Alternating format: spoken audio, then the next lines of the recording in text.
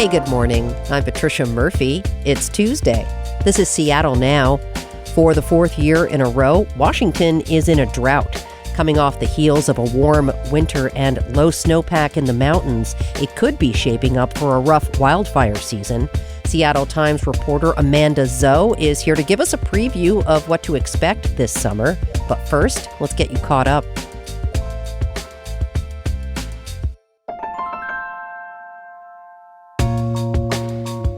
The state Supreme Court will hear oral arguments today regarding whether the transfer of a transgender woman to a men's prison was unconstitutionally cruel. Amber Kim was originally in the Washington Correction Center for Women, but was transferred to Monroe Correctional Facility, a men's facility, after a non-violent infraction. Kim has stayed in solitary confinement for nearly 2 years at Monroe, fearing for her safety in the general population. The state argues that Kim and other transgender women at the prison are safe and receive regular care and check-ins.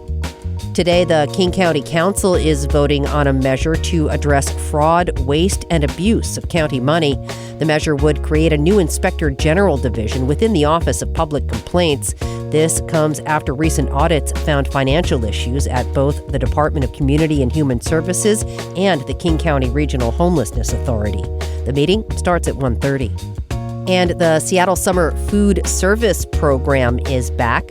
Starting tomorrow, young people up to age 18 can get free breakfast, lunch, and snacks from about 40 sites across the city.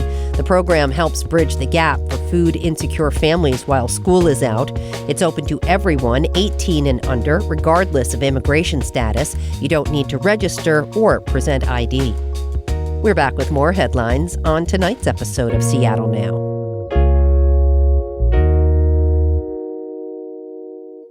It's officially summer, and it's looking like it might be a hot one. We'll be into the 80s this week, and temperatures this month were 23 degrees above normal in the Puget Sound region.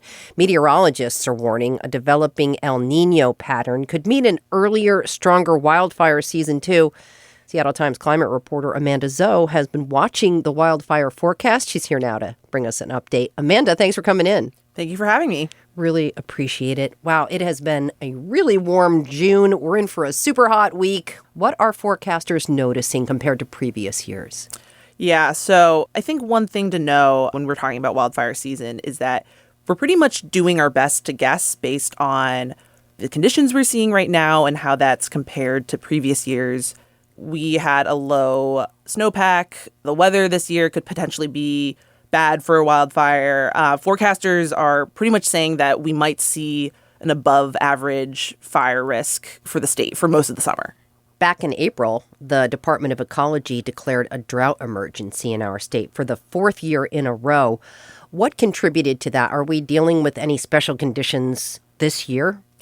Yeah, so listeners might remember in December, we had these record-breaking floods. And the issue with that flooding was that a lot of it pretty much all came down as rain. You know, with climate change, things are getting warmer. A lot of precipitation that would normally be falling as snow is now coming down as rain. And so that big flooding event that didn't really contribute much to our snowpack, and it in fact made it a little bit worse by washing away that snow. We never really rebuilt that, throughout the rest of the season. And so, one of these indicators that we look at for getting a sense of how dry things might be going into the wildfire season is not looking so hot. Our snowpack wasn't looking great coming into the spring. Also, to add to all of that, it is an El Nino year, which could have an impact. Let's talk about what El Nino means. Yes, thank you for asking. So pretty much there's this region of the Pacific Ocean near the equator. It's in the tropics. The temperature of this part of the ocean has a large influence on weather across the globe. Pretty much if it's above normal warming, so a little bit warmer than normal, that's what we consider El Nino. And if it's a little bit colder, it's considered La Nina. In terms of how that weather pattern affects a specific place is different across the globe. How does this El Nino year factor into the mix when we're talking about the conditions we've been discussing? So our state's wildfire meteorologist, he believes with this El Nino that's forecasted to become very strong in the winter, this could lead to more frequent hot, dry spells throughout the state this summer, which can lend itself to worse wildfires. And again, we're talking about preparing for the worst and maybe not getting it. In your reporting on this, you mentioned 2018, which looked like it could be a pretty bad year, but ultimately it wasn't. So what have you learned about how wildfire season can play out, even when conditions are looking bad like they are this year? So the 2 years that they've sort of compared this to, when we're talking about an early and strong El Nino, the fact that there was probably a pretty strong growing season with the low snowpack, they're comparing it to 2015 and 2018. And it's important to remember that those years were different. 2015 was the worst wildfire year on record for the state. 2018, it was a little bit above average, but not terrible. I think a helpful way to think about it is, in order to have really significant catastrophic wildfire, you need three elements, which is you need the fuel, you need the dead stuff in the landscape to burn up. And then you need weather, which is having windy days that are really hot, low humidity. Wind is essentially the main reason fires get out of control. And the third thing you need is ignition. You can have bad weather, you can have bad fuel, and you can avoid a wildfire. And then also something to know is that the state's fire meteorologist, he says that there is still some uncertainty in the weather for this season, and it's possible it might not be bad. So we're still watching it. I'm seeing small wildfires around the state today as we're taping this on Monday. Climate scientists have been watching models and making predictions. How has the state been preparing for this? Yeah. So one thing to know, even if we end up having a horrible wildfire season, is that we're a lot more prepared for wildfire now than we were 10 years ago. We have a lot more aviation support, those planes that can dump water and flame retardants on trees. We're essentially more nimble to respond to wildfires now than in the past. And also, in the last couple of years, DNR, the Department of Natural Resources, they've gone and done a lot of forest health treatments, things that make communities more prepared to respond to wildfire when it happens, and also just had more community engagement. People, I think, are more aware now that they need to be preparing for the season than they were in the past. Even if the wildfire season is bad, does it guarantee wildfire smoke here in the Puget Sound region? No. And I think that's one of the things that's interesting when you're talking about wildfire is that, you can have a huge 1,000-acre fire in the grasslands, but that might not have an impact on you as a person. It might not get close to any communities that would have to evacuate. And similarly, just because there's wildfires in the state doesn't necessarily mean that you'll get smoke impacts in Seattle. It's really just having a wildfire in the right place, and the wind and the pressure funneling it into the city. And then one thing that might happen for this year, though, is that with the weather pattern that could set up from El Nino, we might get more smoke from British Columbia. Which we had last year. For a time last year. How should people in the city be thinking about the potential for smoke this season? And what's the guidance when we see changes in air quality?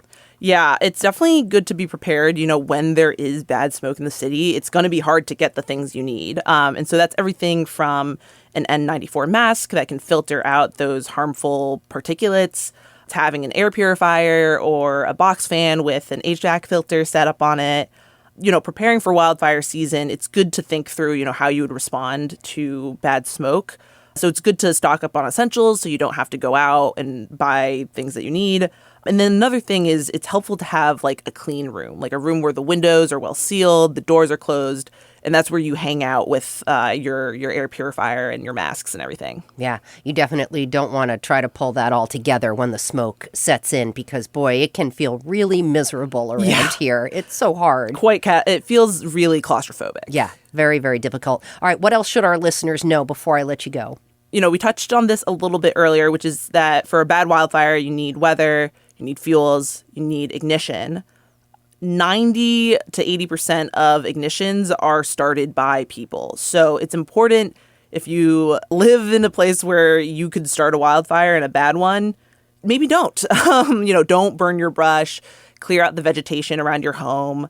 If you're recreating outdoors, really important to educate yourself on the area you're going to. Is there a burn ban in place? What can you do? What can't you do? If you're allowed to have a campfire, make sure you put it out all the way.